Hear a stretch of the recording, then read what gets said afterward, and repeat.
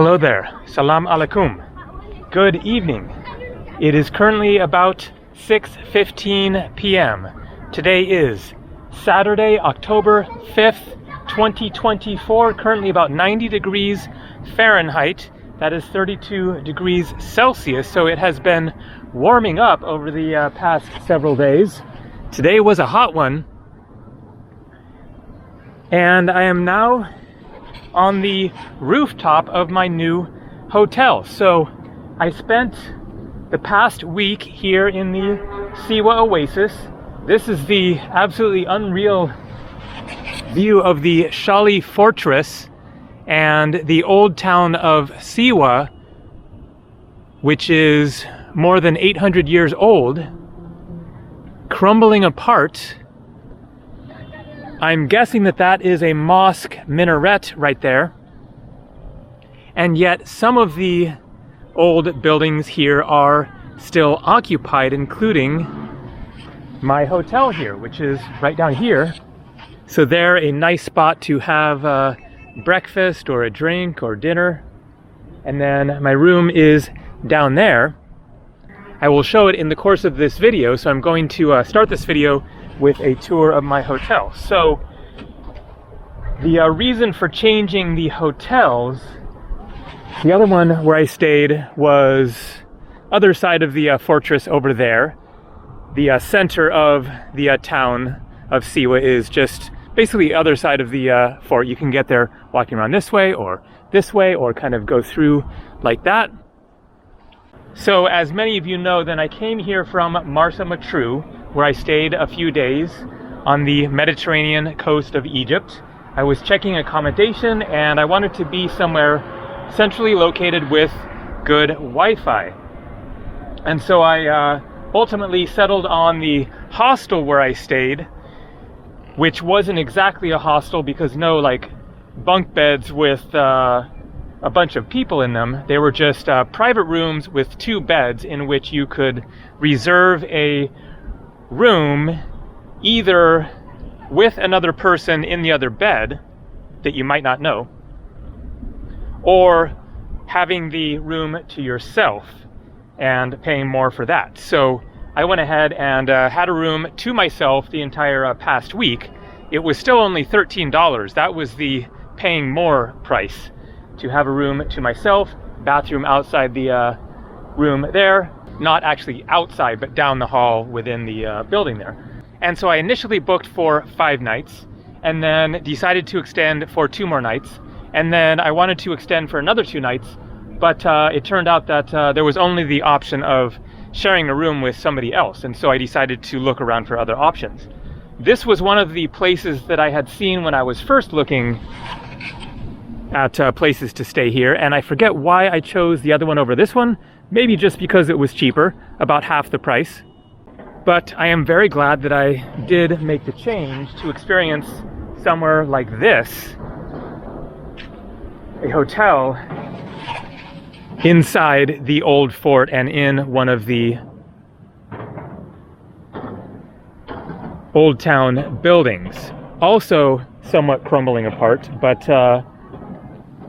very nicely done. I guess a bit of renovation must be, but you can't really see any apparent new construction. So I don't know if maybe it has just been lived in for a long time, or if they did some sort of work to it. So I'm not sure what's going on here, but you can see this isn't really a usable space here. Ceiling crumbled down into a room there, which is now junk. So you don't want to hang out right here, but you do want to hang out right over here. And here you get a great view of the old town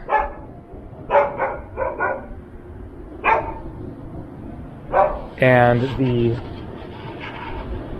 just incredible history of this place over centuries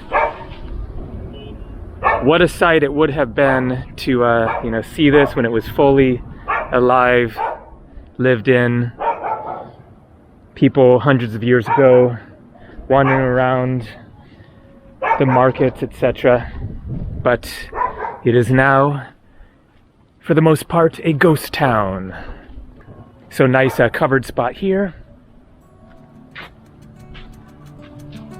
And then they're keeping this in good condition. Little landscaping. Various tables to sit at. And then over here, another kind of a private spot. Oh, it's bigger than I realized. So you have this here.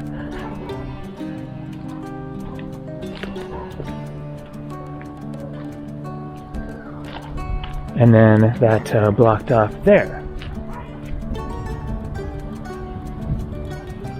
All right, so let's go down and get a tour of my room. Hello there. Okay, good. Hello. Oh. Okay, I'm not sure what's back in here.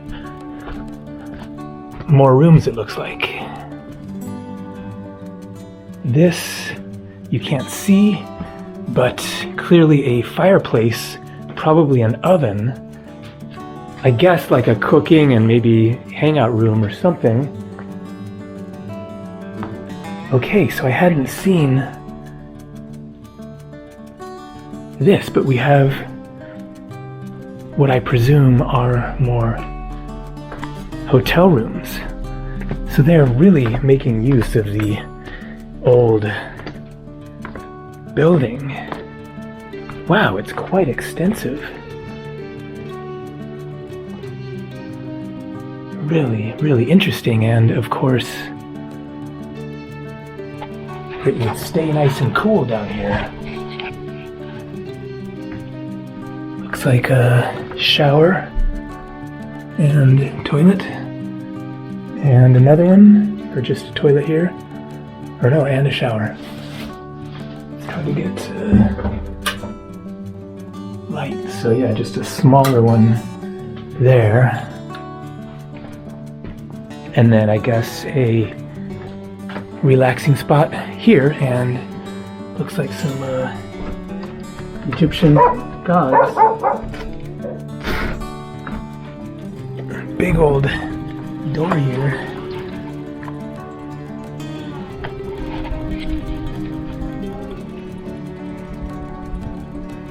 So that is how you come up to the hotel over here. So this is going out.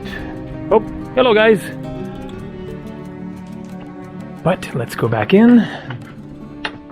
So we got a little more light here so you can see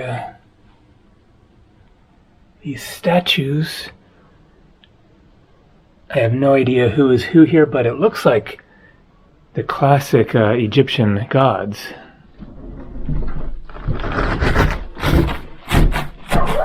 Okay, let's go see my room. And so the reception area is down there. There is a table and a nice spot to hang out in the shade. And then here, clearly a campfire area. You could have music, discussion, drinks, smokes. And then my room is in here. Here is the bathroom, shower, toilet.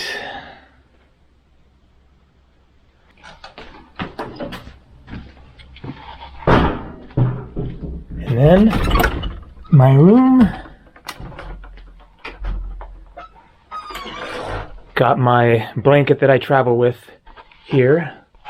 And this works, an AC unit or like a swamp thing, whatever. So small, but great character. I've forgotten the exact price, so going to look at my email and let you know. And so this one is quite a bit more expensive than my cheap hostel room for 13 bucks. This one is $40 per night. But very cute. Okay, let's get out of here and go on a little adventure. Stairs there going up to another room. Here is the reception area.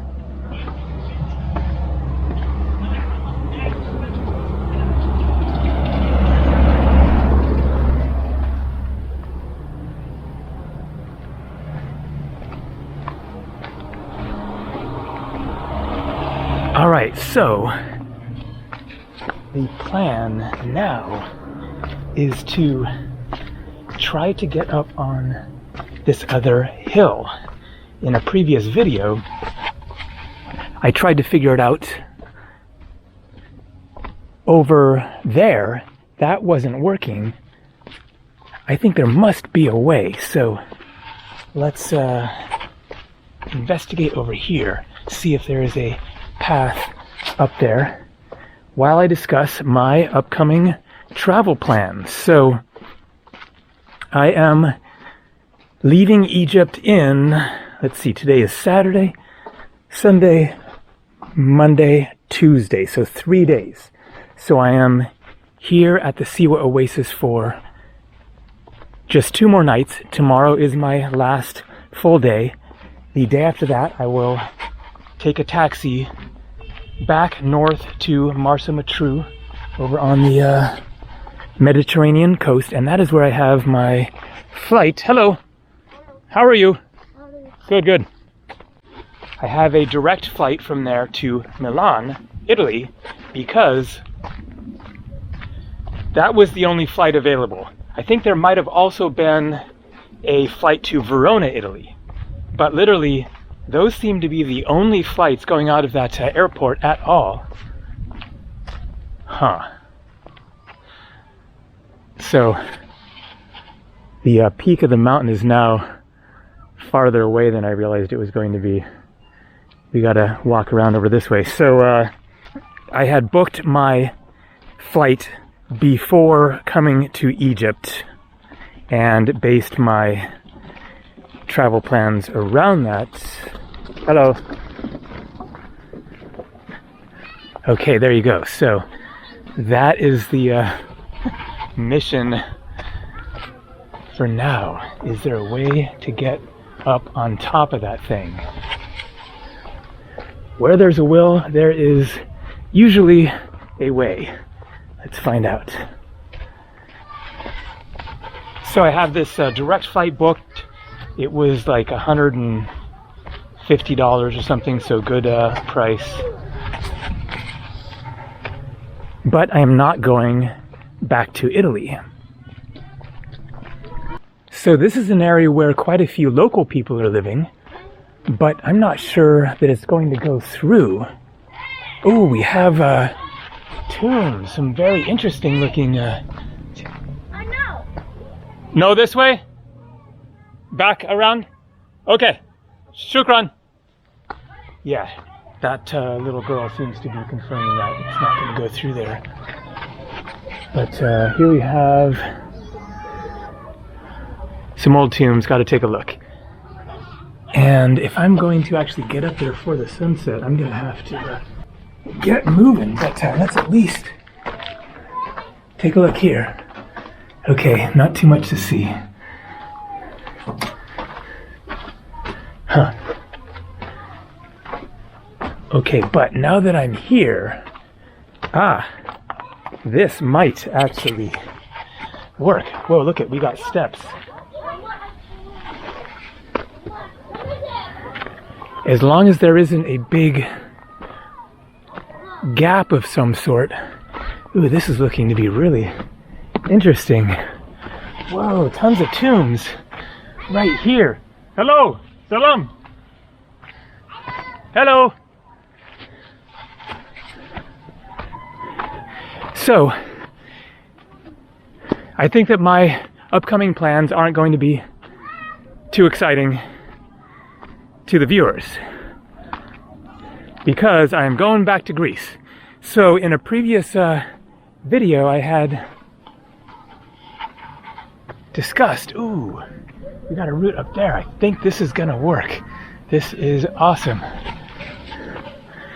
So I had mentioned in a previous video that I was trying to meet up with a friend who was waiting for her passport to come back to her so that she could take off and go for a trip. Hello, salam. So she got her passport back. So it is happening, her flight is booked. We're meeting in Greece. And the plan is to go to a couple of islands that I haven't been to before, add to my 58, it is now, Greek islands. Oh, I'm so stoked that this is actually working so far, although now we have a massive cliff. Oh, that is not looking so promising. So it is going to be a pretty quick trip back to Greece, probably a week, maybe 2. The end of October is a very quiet period for Greece, especially the islands. And so it's really going to be getting super quiet. All right, whatever happens, this was totally worth it. Great view, just in time for the sunset. Salt Lake out there. But we have a cliff problem.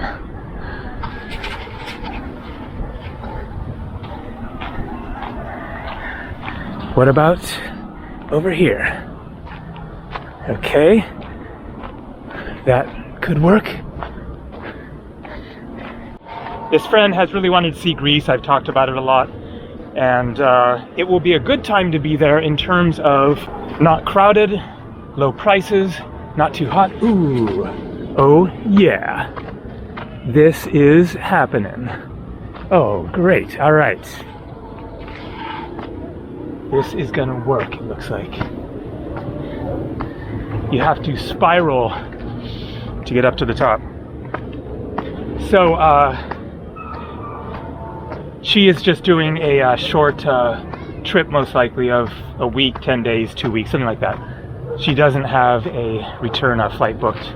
For now, she hasn't traveled much in a while. Many of you will recognize this person, but let's wait until it actually happens to say who it is. But going back to Greece for a little bit, and then from there I am very likely headed back to India, but no flight booked yet. So I'm going to consider whether that is the plan. All right. Yes, this is really the ultimate sunset viewing spot because it is even higher than the other hill, which we will see in just a second, other side of this. And also, I think I have it to myself. So now is the perfect time to go to India, especially to start a long India trip. If you want to stay there for a while, right now, October is really the best time to go. And fun fact, we are coming up on I'm coming up on the 25th anniversary of my first trip to India. I believe that I landed on October 9th. It was definitely early October, maybe October 6th, somewhere around there. Today, as I said, October 5th. So that's pretty cool. So that was the beginning of a 5-month adventure to India. And so the reason why October is the best time to start a trip to India is because the monsoon will be over in the north.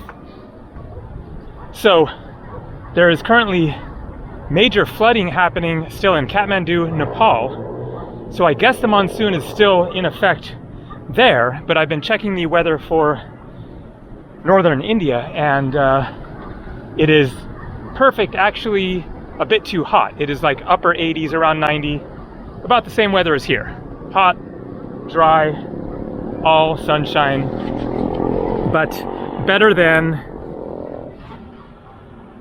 being there in the monsoon, as I discussed in my video response to Bald and Bankrupt, talking about some of the reasons why they didn't have a great trip. When you're in India with rain, clouds, it's really not as good of an experience. So now is really the best time to get to India. But very likely that I could make a stop on the way there, most likely a quick stop, considering a few options. And also, Nepal is definitely a very likely possibility. It would be better to go to Nepal now, well, once the monsoon rains are over, so depending on the weather, but it would be better to go to Nepal first and then go to India later, because of course Nepal is going to get colder, especially for the trekking. And so Nepal first and then India later would be ideal. And so the way that it works as far as the weather patterns in India is that the monsoon basically, comes up from the south, hits South India first, and then gets up into the north, and then it retreats going back the same way. So the monsoon is over earlier in the north, and a lot earlier, so by October generally, whereas in the south it can still be happening until the end of December. When I went to India the second time in 2006, although another fun fact, I actually landed on December 31st, 2005 at 11:45 p.m. So 15 minutes before New Year's. So I've been in India for New Year's a number of times, I forget how many, but I can count that one, even though I was probably sitting on the plane on the way to disembark at the airport. But once I got into the streets of Chennai, so I went to South India on that trip because it was middle of winter, then there were New Year's 2006 celebrations in the street, in the taxi as I was heading to my hotel. But anyways, just a few days before that, the monsoon was still happening. I had booked this flight long before that, but I was checking the news online before I caught my flight and seeing that it was still pouring down rain, and there was actually major flooding happening in various places right around Chennai, just a few days before I was landing there. And then literally I think the day that I landed, or the day before or something, was the first sunny day, and then boom, that was it. It was all sunshine from there. It was super hot, even though it was January now. It was 104 Fahrenheit, 40 Celsius in certain places in January, because the south is really hot even in the middle of winter. But anyways, point being that if you start a trip to India in October, then you can arrive in the north where it is now dry, warm, sunny, and explore the north for a couple of months or so, and then head south as the monsoon is retreating and as it starts to get colder in the north. And so if you don't want to deal with cold weather, because even in Delhi, Varanasi, Rishikesh, certainly the Himalayas of course, then it will be quite cold in late December, January, February. And so then you head south, go to Rajasthan, and then continue south from there, get down into Goa, and then hang out on the beaches of Goa in the middle of winter, where it's going to be super nice and warm, and then get down to Karnataka, Hampi, Chennai, Pondicherry, etc., when it is warm but no longer raining. And then if you're going to do it for 4 months, 5 months, 6 months, as February, March rolls around, then you turn around and start heading back north, as it is starting to get too hot in the south and starting to warm up and not be too cold in the north. So then you get great weather for your entire trip. So anyways, that was a long tangent, but point being, likely back to India in just a couple of weeks, but things are open, so kind of anything could happen. So down there you can see a whole bunch of people on top of the fort there, gathered for the sunset. I'm glad that I'm not there because I would be standing in the middle of a crowd of people. Got it all to myself. Epic. So there I can see Dakur Mountain. I bicycled there a couple of days ago. I can see exactly where I walked between the two peaks, saw the two tombs, and then hiked to the top of the mountain on the left. And then out here I can see the Oracle Temple where Alexander the Great was confirmed as the Pharaoh of Egypt by the priest there back in 331 BC. Beyond that I can see the other Salt Lake. And then here is the Mountain of the Dead, which I showed in another video, super fascinating. And then the other Salt Lake here. So this is a great view showing pretty much everything that you can see in the Siwa Oasis, at least nearby. And then in my Sahara Desert Dune racing and sand surfing video, I'm not actually sure where that was, but I believe it was out this way. Yes, because we drove on that road there heading that direction. So yes, definitely out there somewhere not far. That was only like a 15-minute drive or something to get straight into the dunes. So things have really worked out here in Siwa. I probably wouldn't have booked 9 nights here, planned to stay that long, except for the way that the flights worked out, because that flight was only once a week. And so that is why I ended up here for as long as I did. It was a question of, am I going to stay for 2 days or 8 or 9 days? And I knew that 2 days wasn't going to be enough, so.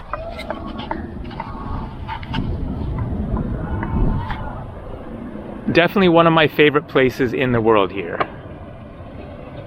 It is difficult to get to, but worth it, and that is definitely one of the reasons why it is not overrun with tourism. There is really quite minimal tourism here. It is mostly local people that you're seeing as you walk around the town. If it was 2 hours from Cairo, it would be absolutely just swamped, I'm sure. All right, just a couple of minutes until sunset.